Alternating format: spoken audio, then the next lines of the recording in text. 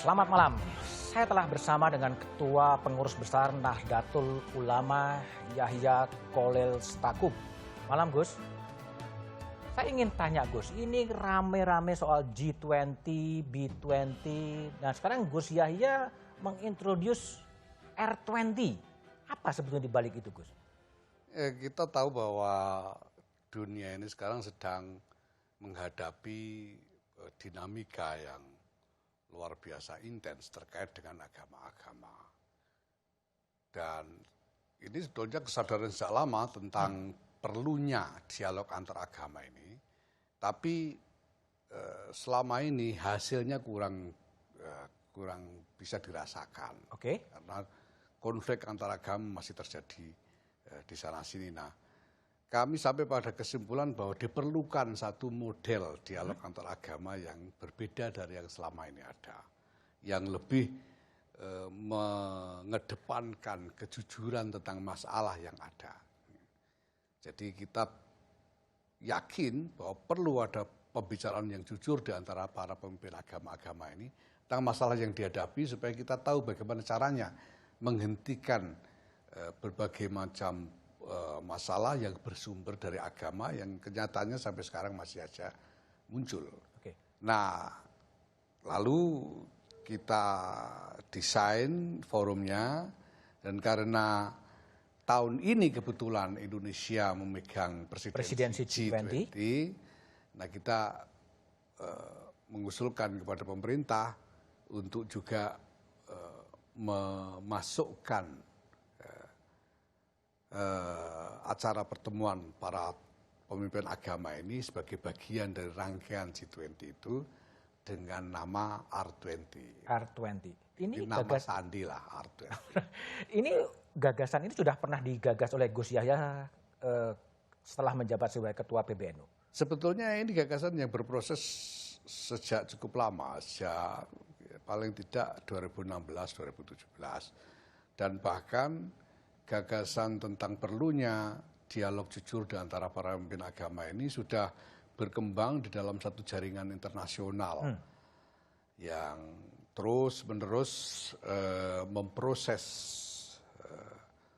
elemen-elemen di dalam topik ini, wacana di dalam topik ini.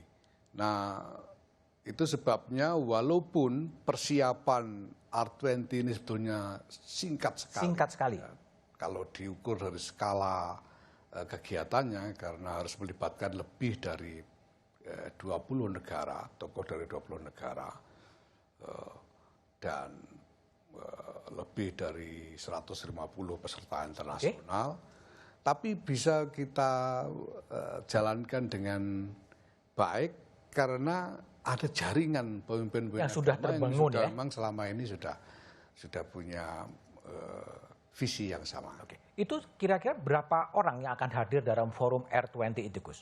Kita nanti akan selenggarakan forum dengan 450 peserta. 450 peserta? Nah, sekitar 200 dari semua itu adalah peserta internasional dari berbagai negara. Termasuk ya terutama dari 20 negara anggota G20. Dan itu yang hadir adalah pemuka-pemuka agama? Pemuka-pemuka agama, ya, selain dari negara-negara anggota G20, juga dari pemuka agama dari negara-negara lain, seperti misalnya dari Vatikan. Nanti Vatikan? Nanti akan ada wakil dari Vatikan, bahkan kita sedang membicarakan dengan Vatikan untuk memperoleh rekaman sambutan dari Sri Paus sendiri. Oke. Berhasil, kita sedang usahakan. Atau paling tidak nanti ada sambutan tertulis yang dibacakan oleh utusan dari oleh Paus Fransiskus. Ya. Tapi persisnya apa Gus yang akan dibicarakan ketika pemuka-pemuka agama itu datang dalam forum R20? Apa yang akan dibicarakan sebetulnya? Agama-agama ini kalau kita bicara soal default mode dari agama-agama ini dulu-dulunya, ya memang cenderung mendorong konflik dengan kelompok yang berbeda dulunya. Atas nama memperjuangkan kebenaran, atas nama memperjuangkan nilai-nilai agama sendiri, itu dulu seperti itu. Dunia ini dulunya ini pernah menjadi rimba agama-agama yang saling bertarung satu sama lain. Nah, sekarang kita punya kesadaran bahwa ini tidak bisa kita teruskan lagi. Oke. Nah, tapi untuk berubah itu kita harus punya basis dialog yang sama. Nah, yang kita tawarkan di dalam R20 ini, mari pertama-tama kita diskusikan dulu apa saja nilai-nilai yang memang kita sudah sama, sudah saling berbagi selama ini. Tidak ada perbedaan di antara agama-agama itu.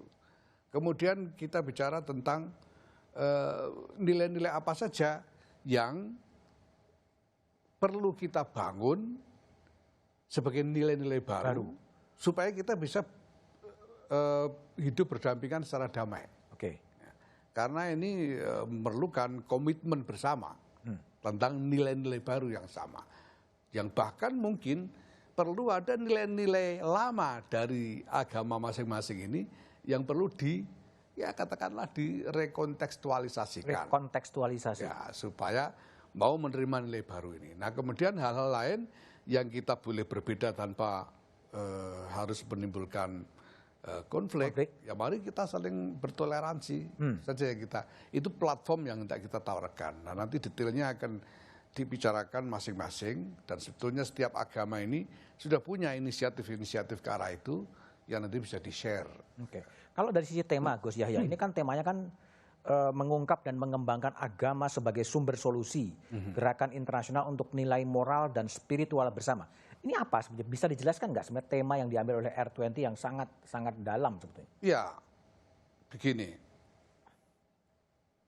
Dulu itu saya pernah di satu kesempatan di luar negeri, saya ditanya orang, NU ini organisasi terbesar dari negara Muslim terbesar di dunia. Kenapa kalian tidak mau negara Islam? Itu pertanyaannya. Lalu saya bilang begini, dulu itu para pendiri bangsa dari latar belakang yang sangat berbeda-beda, semua agama besar, semua ideologi besar dunia berkumpul, dan mereka harus berpikir tentang satu platform bersama yang bisa membuat semua orang bersatu. Yang mereka lakukan adalah mereka mencari nilai-nilai yang paling mulia dari setiap latar belakang kelompok itu, dari setiap kelompok itu, apakah dari agama atau dari ideologi yang lain, untuk bisa diterima bersama. Sehingga menjadi satu visi tentang satu format atau satu cita-cita peradaban yang mulia bagi Indonesia. Nah, ternyata ketemu. Kita bisa nemu Pancasila itu kan sebetulnya adalah nilai-nilai paling mulia yang bisa diterima oleh semua agama, kelompok. Ya. Nah, kenapa kita tidak lakukan hal yang sama untuk untuk pergaulan global kita ini? Kalau kita bicara tentang ekonomi, kenapa kita tidak bicara tentang ekonomi yang mulia? Bicara politik, kenapa bukan bicara tentang politik yang mulia? Sehingga ekonomi tidak hanya perebutan sumber daya, perebutan keuntungan, ekonomi tidak hanya perebutan kekuasaan, tapi kita berpikir tentang nilai-nilai yang mulia untuk diwujudkan melalui ekonomi, politik, dan lain-lain. Dan agama-agama bisa menyumbang dalam menginspirasikan nilai-nilai spiritual dan nilai-nilai kemuliaan itu tadi. Gus, saya baca artikelnya Mas Ahmad Swaidi di Kompas, ya, soalnya kan organizing committee di R20, yang Mas Swaidi mengatakan bahwa mengharuskan keterlibatan langsung agama dalam sejumlah isu seperti kerusakan lingkungan dan perubahan iklim, kemiskinan dan kesenjangan. Lalu juga untuk keluar dari trauma dan pandemi COVID-19. Ini bukan karena agama punya jawaban terhadap isu-isu tersebut, melainkan justru ada masalah besar di dalam agama. Sebetulnya penjelasan elaborasi lebih lanjutnya seperti apa? Ada masalah dari sisi agama itu sendiri? Ya, karena agama seperti saya katakan tadi default mode-nya ini memang mengarah kepada pertentangan dengan kelompok yang berbeda dan mengarah kepada cenderung mengarah kepada cara pandang yang berjarak dari realitas duniawi yang sesungguhnya. Nah, kita ingin ajak supaya agama-agama ini lebih jujur mengakui apa yang menjadi masalah dalam realitas itu. Ya kita mulai dari hal-hal yang selama ini memicu konflik, tapi kemudian kita arahkan juga kepada hal-hal lain yang menjadi masalah bersama yang membutuhkan kontribusi dari kelompok-kelompok agama ini. Kalau ditafsirkan dalam realitas empirik yang ada, pemahaman Gus Yahya ini apakah kemudian berbagai kekerasan yang terjadi, berbagai konflik terjadi juga karena memang tafsir atas agama itu sendiri? Ya, kenyataannya memang begitu. Kita masih melihat misalnya di Afrika Barat ya, ada konflik, ada persekusi, diskriminasi ya, terhadap kelompok Kristen yang dilakukan oleh sebagian kelompok Muslim di sana memang dengan motivasi agama, dengan seruan-seruan agama. Itu juga terjadi di India oleh kelompok Hindu atas Muslim dan minoritas yang lain, Kristen dan lain-lain juga dengan seruan agama di Myanmar dan lain-lain. Dan ini semua membutuhkan jalan keluar. Nah, maka para pemimpin agama ini sebetulnya mereka harus mau mengambil tanggung jawab dalam masalah-masalah ini. Agama, ada ajaran agamanya yang sebetulnya bermasalah atau kemudian tafsir dari orang-orang terhadap ajaran itu sebenarnya? Mungkin pada level tafsir, karena ini kecenderungan konflik ini terjadi ketika agama-agama itu kemudian dijelmakan ke dalam konstruksi sosial politik. Ketika kemudian muncul negara-negara, kerajaan-kerajaan yang kemudian membuat label agama sebagai identitasnya dan menjadikan atau mengklaim agama itu sebagai basis dari keseluruhan konstruksi nilai-nilai sosial politiknya. Sehingga di masa lalu sangat biasa konflik antara satu kerajaan dengan kerajaan yang lain, negara dengan negara yang lain atas dasar perbedaan agama. Turki Utsmani itu ratusan tahun tidak pernah berhenti dari konflik menghadapi kerajaan-kerajaan Kristen Eropa dengan alasan agama. Kerajaan-kerajaan Islam di India itu juga konflik dengan kerajaan-kerajaan Hindu atau kelompok-kelompok Hindu di sana sejak dulu dengan alasan agama. Oke. Nah, ini yang perlu kita cari jalan keluar supaya berhenti, jangan diteruskan. Oke, ibaratnya sebuah conference atau pertemuan ya, pertemuan termasuk R20. Kira-kira pesan global apa yang akan disampaikan dari pertemuan R20 kepada dunia agar kemudian dunia bisa menjadi lebih damai, semuanya bisa lebih adil dan lain sebagainya. Bayangan Gus Yahya seperti apa? Ya pertama-tama agama-agama ini harus sampai kepada jalan keluar dari persoalan mereka sendiri. Mana mungkin agama-agama ini bisa menawarkan sesuatu yang berharga kepada dunia kalau agama-agama tidak bisa menemukan jalan keluar dari masalah mereka sendiri. Dan masalah di antara mereka sampai sekarang masih ada. Ini selesaikan dulu. Nah, kalau ini sudah ketemu jalan keluarnya, baru kita berada dalam posisi moral untuk menawarkan nilai-nilai spiritual, nilai-nilai kemuliaan kepada dunia secara keseluruhan. Nah, untuk menuju ke arah sana tentu kita harus mulai dari satu titik bersama yang bisa diterima oleh semua pihak, yaitu misalnya bahwa kita harus menghindari di peralatnya identitas-identitas termasuk identitas agama sebagai senjata politik. Oke, ini saya tanyakan Gus. Agama sering kemudian digunakan sebagai alat politik, apapun itu alat untuk meraih kekuasaan. Apakah tema ini juga akan dibahas dalam forum R20? Tapi jawaban Gus Yahya setelah jeda berikut ini. Ya.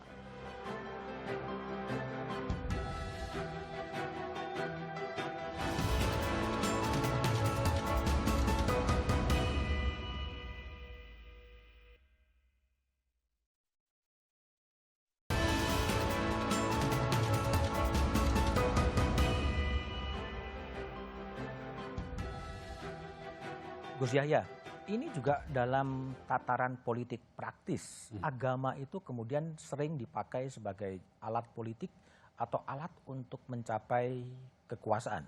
Tema ini apakah juga termasuk tema yang akan dibahas dalam forum R20?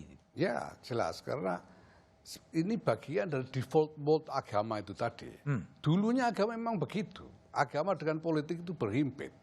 Dulu itu kerajaan-kerajaan itu hampir semuanya selalu punya mengklaim identitas agama. Sehingga agama dan politik menjadi satu. Ya. Nah, tapi sekarang kita berhadapan dengan realitas konstruksi sosial politik yang berbeda sama sekali. Yang tidak lagi memungkinkan bagi kita untuk membiarkan konflik antar identitas terus berlangsung. Cuma karena ada warisan yang panjang, karena ini moda yang ratusan tahun, ya, mungkin ribuan tahun sebelum kelahiran agama-agama Ibrahimi sendiri mungkin, ini sesuatu yang memang tidak mudah untuk dihilangkan begitu saja. Nah, maka pemimpin agama harus memulai ini, bicara tentang ini sebagai tanggung jawab mereka supaya agama tidak lagi menjadi sumber masalah. Selama ini jelas di dalam wacana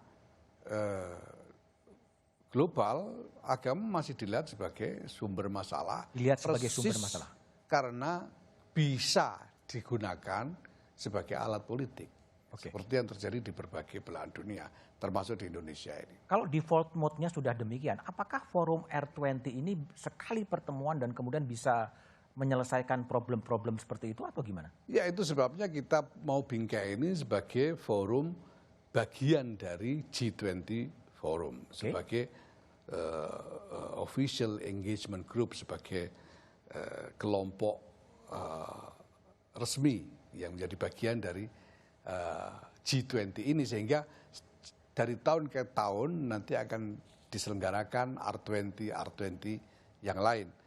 Seperti tahun depan di India, itu sudah ada komitmen insya Allah akan digelar R20 di India. Dan itu di Brasil, di Afrika Selatan dan seterusnya.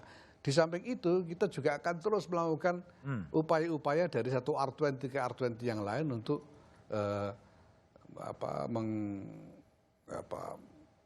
menangani, mengadres masalah-masalah itu. Jadi akan menjadi semacam pertemuan tahunan seiring dengan G20 yang isinya adalah pemuka-pemuka agama itu, Gus ya? Betul. Tapi kalau bicara soal agama sebagai alat politik, itu kan juga bukan hanya khas Indonesia. Di seluruh belahan dunia kan memang itu yang sering terjadi kan, Gus ya? Memang, dan ini kalau kita biarkan akan mudah sekali menyulut konflik dalam skala yang tidak bisa kita kendalikan. Misal karena apa? Karena agama itu sendiri punya klaim identitas universal. Islam itu kalau kita sudah bicara Islam, ya semua orang Islam bisa ikut terpanggil. Nah, maka harus ada satu posisi yang jelas dari agama itu terkait dengan politik ini, supaya tidak lagi agama dijadikan sebagai senjata politik. Apa sebetulnya garis batas antara agama dan politik itu agar sesuai dengan koridornya sebetulnya? Ya, kalau kita melihat satu kelompok agama sebagai musuh dari kelompok agama kita, nah itu berarti sudah menjadikan agama sebagai senjata politik, dan itu berbahaya sekali. Karena kalau misalnya di Indonesia ini dinyatakan bahwa orang Kristen adalah musuhnya orang Islam, ya di mana-mana akan terjadi. Itu yang dilakukan oleh gerakan-gerakan teroris di seluruh dunia ketika mereka menghalalkan darah semua orang dari kelompok agama yang berbeda. Kita tidak mau membiarkan itu berlangsung terus, dan kita juga ingin mengatasi masalahnya sampai ke akar supaya seruan-seruan ke arah konflik identitas itu bisa ditekan.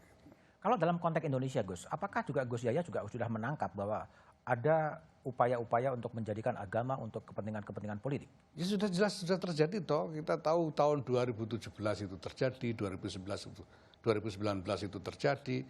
Kemudian sebelumnya juga ada meletup. Justru di Indonesia ini segala persoalan terkait dengan radikalisme agama itu muncul lebih dahulu dari tempat lain. Tempat yang subur. Iya, dari dulu itu. Sekarang ini orang yang ribut-ribut tentang ISIS, kekhilafan, tentang negara Islam. Kita tahun 50-an sudah ada DITII. Darul Islam itu terjemahnya ya Islamic State itu. Sekarang orang ribut-ribut soal teror, pengeboman. Kita tahun 70-an sudah ada yang ngebom Borobudur, sudah ada yang bajak Woyla. Dan ini masalah yang terus-menerus datang kepada kita karena memang konteksnya ini global, sehingga sekali kita atasi di sini akan dikirim masalah lagi dari luar. Nah, maka ini semua harus kita atasi bukan hanya di dalam konteks Indonesia saja, tapi juga harus kita atasi dalam konteks global. Masalahnya, Gus, apakah problem-problem tadi ya, kekerasan atas nama agama semata-mata karena problem agama atau ada problem ketidakadilan seperti yang terjadi? Ya, ketidakadilan itu secara rasional ini harus dilihat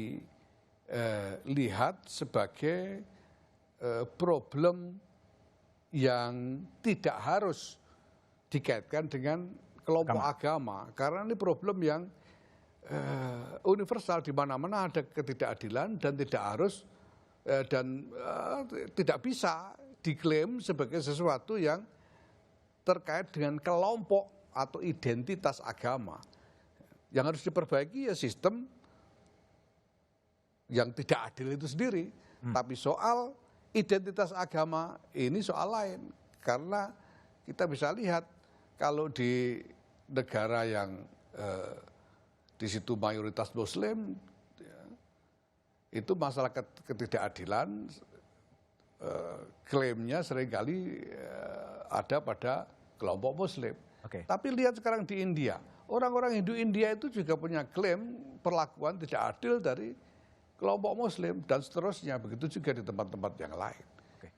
Kalau situasi ini kemudian terus terjadi dalam peneraman Gus Yahya, ini akan jadi seperti apa? Katakanlah konteksnya adalah Indonesia. Ya, ini akan jadi konflik yang tidak terkendali dan akan melahirkan ketidakadilan yang lebih kejam lagi. Kalau kita biarkan misalnya ya, kita biarkan sekarang ada konsolidasi politik dari kelompok mayoritas Muslim di Indonesia ini untuk memusuhi kelompok non-Muslim, ini tentu akan menjadi ketidakadilan yang lebih kejam. Karena praktek-praktek tidak adil yang sudah terjadi dalam sejarah ini jelas tidak bisa lagi kita terima sekarang ini. Memasuki era baru sebenarnya. Ya, nah berbagai agama, berbagai kelompok agama sebetulnya sudah membuat inisiatif soal ini. Seperti Vatikan, itu ada Vatikan kedua, Konsili Vatikan kedua tahun 65, yang sudah mendorong kebebasan beragama. Ya. Bahkan menyatakan bahwa ada keselamatan di luar gereja Katolik. Ya. Sehingga menetralisir kecenderungan konflik dari komunitas Katolik terhadap kelompok yang lain. Ya. Nah di NU sendiri tahun 2019 kita sudah selenggarakan Munas Alim Ulama yang hasilnya menyatakan bahwa kategori non-Muslim atau kafir ini bukan hanya soal sebutan, tapi kategorinya dan konsekuensi sosial politiknya. Dinyatakan bahwa kategori non-Muslim tidak lagi relevan dalam konteks negara bangsa modern karena semua warga negara harus setara di depan hukum. Jadi tidak boleh ada diskriminasi, apalagi persekusi terhadap kelompok tertentu atas dasar perbedaan agama. Oke, Gus, ini kan Februari tahun depan ya, NU itu kan akan 1 abad, 1 abad NU dan kemudian akan menaati satu abad berikutnya. Refleksi dari perjalanan NU yang satu abad dan ke depan seperti apa dari terawangan dari Gus Yahya, jawabannya setelah jeda berikut ini.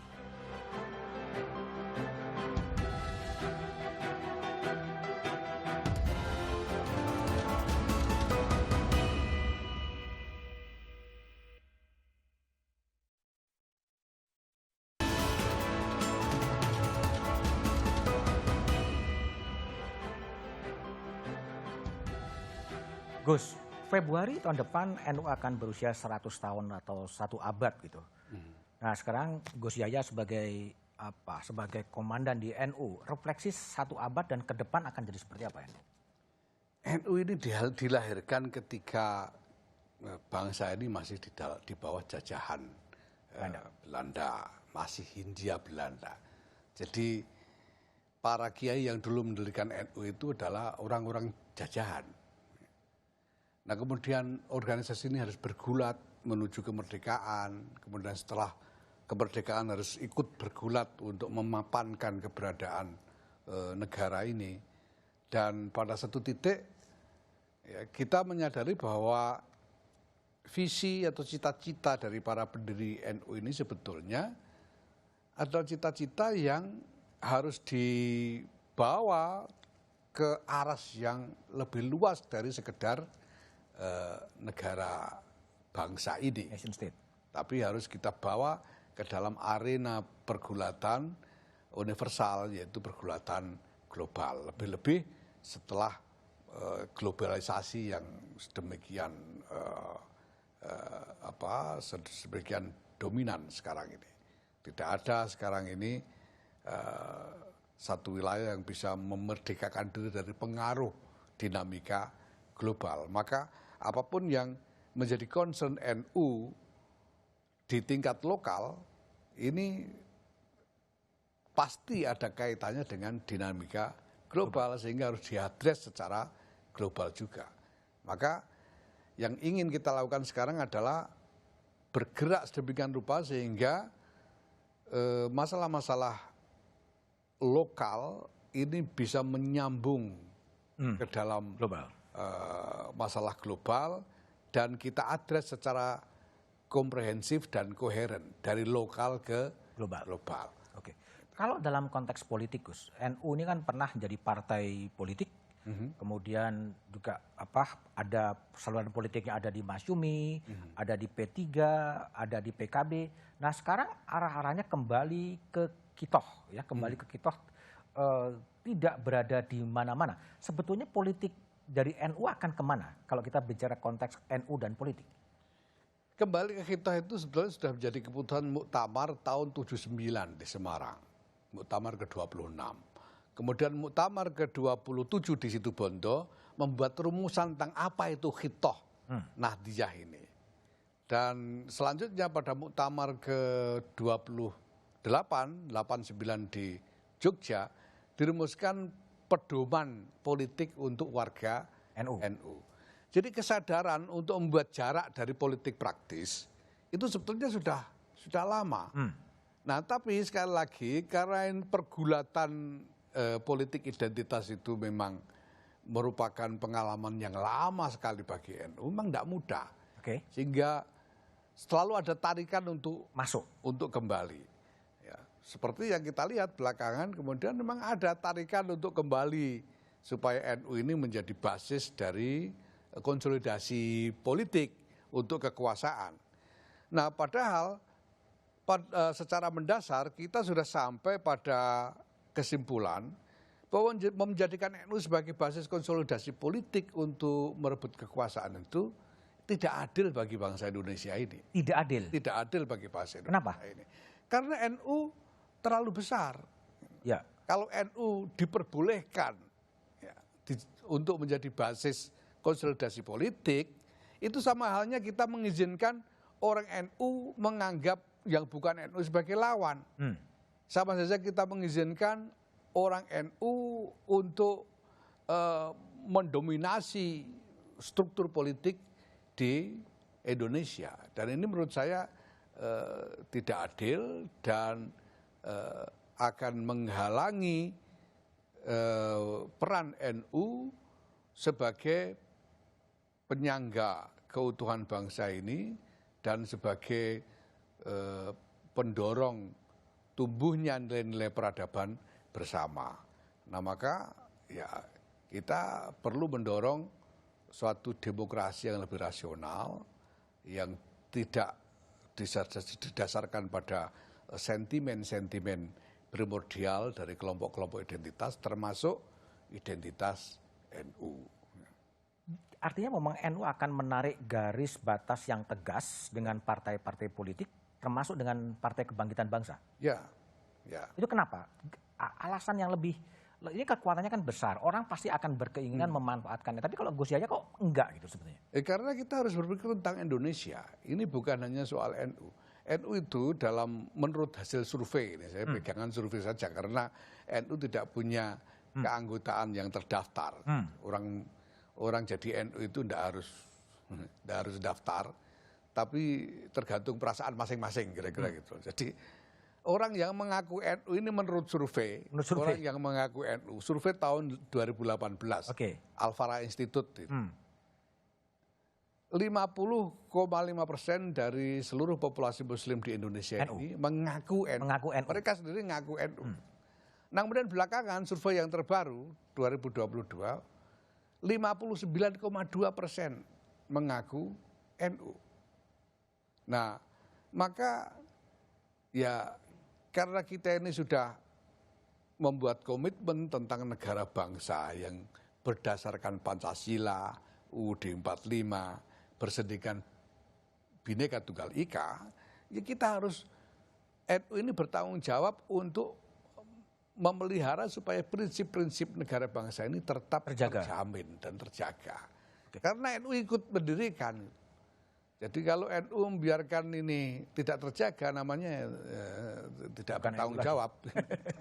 Tapi gini, ada garis batas yang tegas bahwa Gus Yahya punya prinsip bahwa NU tidak boleh kemudian dijadikan alat politik. Apa selama ini juga ada partai-partai yang memang menarik-narik NU untuk dalam konteks politik praktis? Ya memang iya, NU sendiri dulunya juga partai politik dong. NU itu dulu ada partai politik tahun 52 jadi partai politik, 55 itu pemilu, NU bertarung sebagai partai politik sampai 71. Nah habis itu baru ada fusi dan 79 diputuskan untuk kembali ke khitoh, artinya menarik diri dari politik praktis. Nah kesadaran ini sebetulnya didasarkan pada pemikiran yang sangat dalam tentang bagaimana NU harus berperan di dalam pergulatan bangsa ini ke depan. Ini yang harus dijaga. Boleh disebut bahwa kira-kira NU ini tidak kemana-mana tapi ada di mana-mana? Ya pasti, karena kalau kita tangkap 10 orang di jalan ini, kira-kira yang 5 ngaku NU gitu. Dan kita harus terima bahwa NU ini isinya juga merupakan potret dari seluruh masyarakat.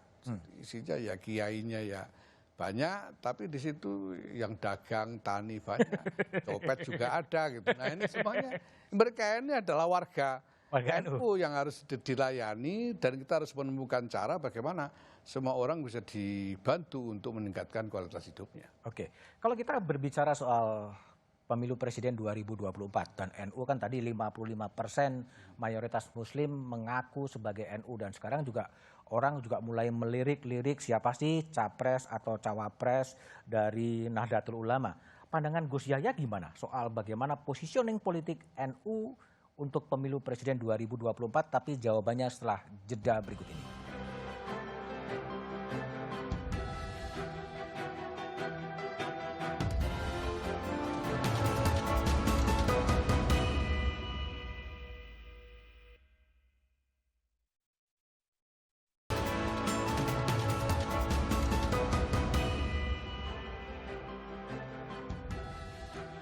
Gus, kita masuk kepada isu yang politik kekinian, juga NU juga dilirik kiri kanan dalam konteks pemilu presiden 2024.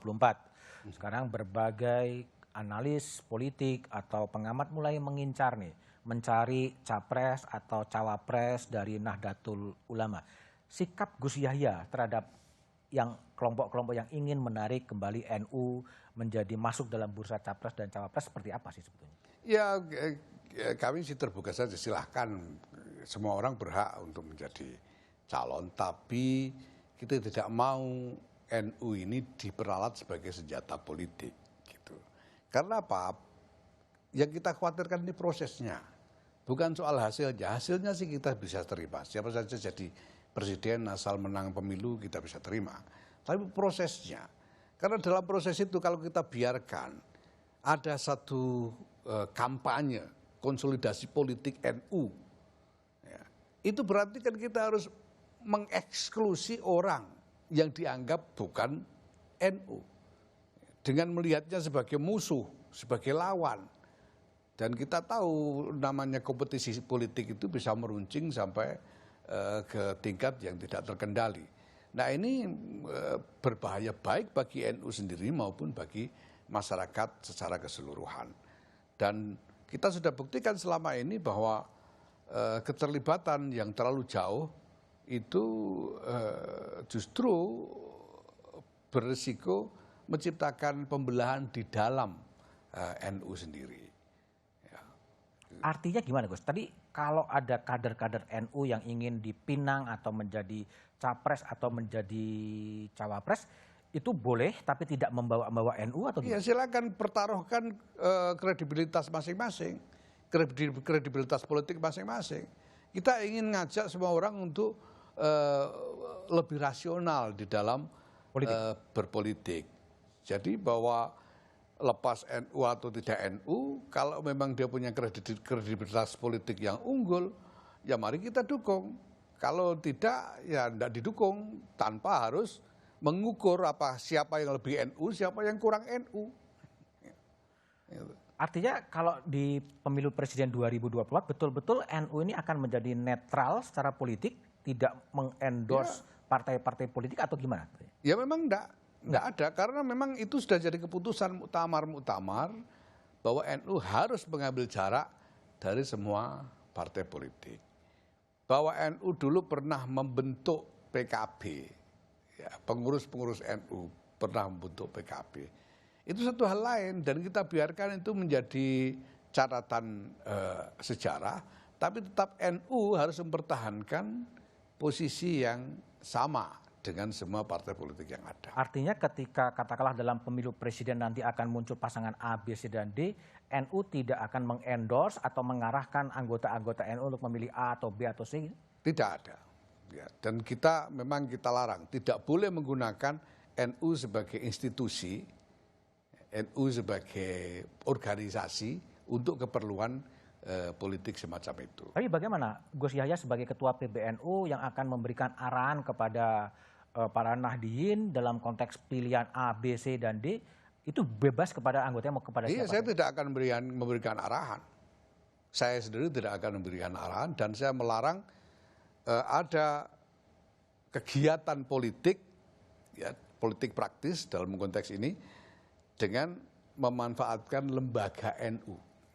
Beberapa waktu yang lalu ada misalnya cabang yang melakukan ya ikut dalam kampanye presiden di kantor cabang misalnya, kami tegur untuk tidak diulangi lagi. Kalau sebagai pribadi masing-masing mau terlibat silakan, mau jadi tim sukses dengan mengandalkan jaringan pribadi terserah. Tapi institusi NU tidak boleh. Tapi kalau ada kader NU sebagai pribadi tapi juga pengurus PBNU menjadi anggota partai politik lain, harus mundur dulu, ya, harus mundur, tidak boleh. Meskipun sudah menjadi anggota partai politik, memang harus mundur. Harus mundur. Ya. Jadi tidak betul-betul bersih dari kemungkinan ya, di bawah-bawahnya NU. Sudah ada panduan yang rinci di situ ya. Misalnya pengurus harian NU tidak boleh merangkap pengurus harian partai. Oke. Misalnya begitu. Tapi kalau dia misalnya menjadi aktivis partai boleh saja jadi pengurus. Ya, boleh jadi pengurus asalkan bukan pengurus harian di partai atau organisasi ya politik yang lain. Nah, kalau dia sudah jadi pengurus dan kemudian ingin menjadi calon dalam kompetisi politik, yaitu presiden atau gubernur dan lain-lain, harus mundur dulu. Mundur dulu. Jadi harapannya adalah kantor-kantor PBNU, pengurus wilayah NU akan bersih betul dari politik praktis kekuasaan. Tidak boleh ya. Tidak boleh sama sekali. Ya. Gimana cara Gus Yahya bisa memastikan dan menjamin bahwa kantor-kantor cabang NU yang begitu banyak betul-betul steril dari kegiatan politik kekuasaan? Ya konsolidasi, ini soal konsolidasi organisasi. Artinya akan kalau ada terjadi kemudian dipanggil? Ya bahkan sebelum itu kita sudah lakukan upaya-upaya untuk mencegah mereka menggunakan NU sebagai alat politik. Oke, Gus, saya juga pernah dengar pernyataan Gus Yahya soal NU akan melawan politik identitas. Sudah ada gelagat bahwa politik identitas itu akan dimanfaatkan dalam pemilu presiden 2024. Ada gelagat atau tidak ada gelagat, kita tahu bahwa ini sudah pernah terjadi. Oke. Dan kita tidak mau memperbolehkan ini berlanjut terus. Kita tidak ingin ini berlanjut terus. Maka ya kami bersiap-siap juga untuk mencegah itu terjadi lagi. Kenapa kemudian politik identitas selalu dimaknai bahwa ini muslim, non-muslim? Bukankah juga ada identitas yang lain? Gender, pria, wanita, Jawa, sama, Sumatera? semuanya sama. Jadi kita harus lebih rasional di dalam, ya kita ingin mendorong demokrasi yang lebih rasional. Dengan bersandar pada kualitas pribadi-pribadi yang terlibat di dalam politik itu, bukan latar belakang identitasnya, apakah suku, agama, jenis kelamin, atau yang lain. Jadi menjadi sebuah politik gagasan, apa yang akan dibawa oleh si capres? Gagasan, kredibilitas, track record, dan lain sebagainya.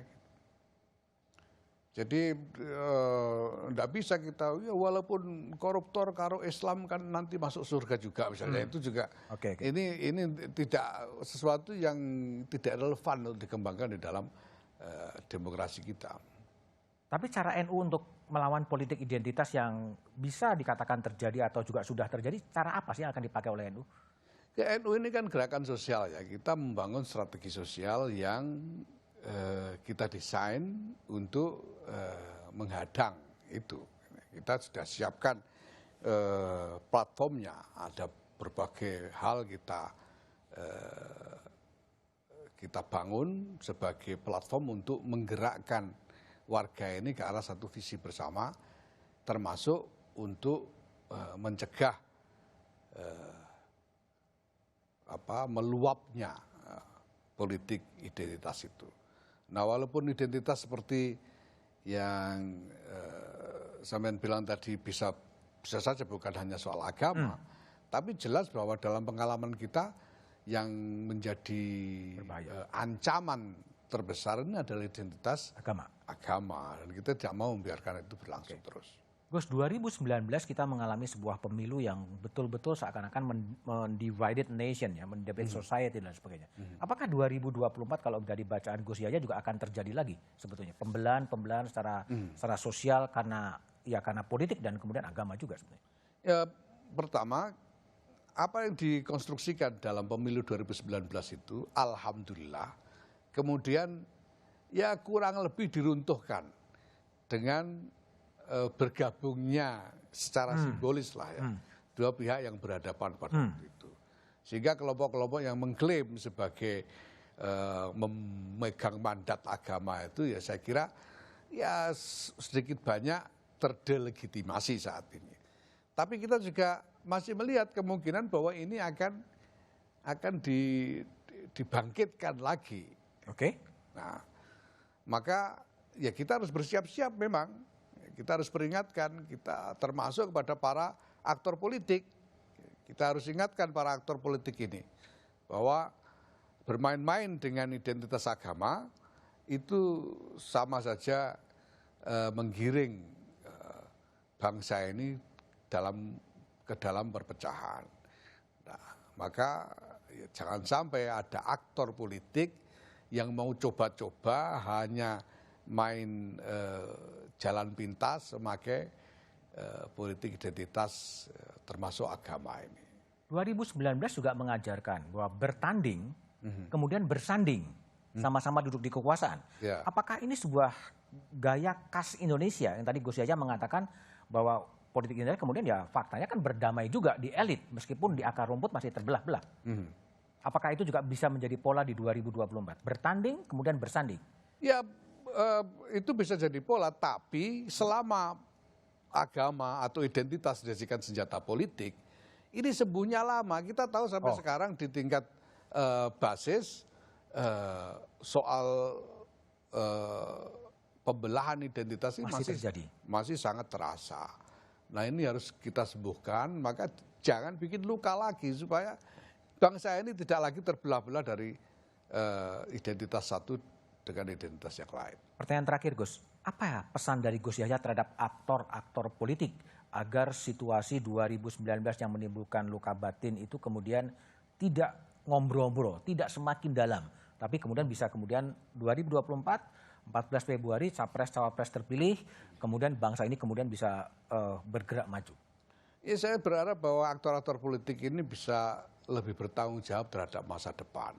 Apapun yang mereka putuskan hari ini tentang strategi politik yang mereka pilih maupun visi politik yang mereka canangkan, ini akan menentukan masa depan bangsa dan negara ini.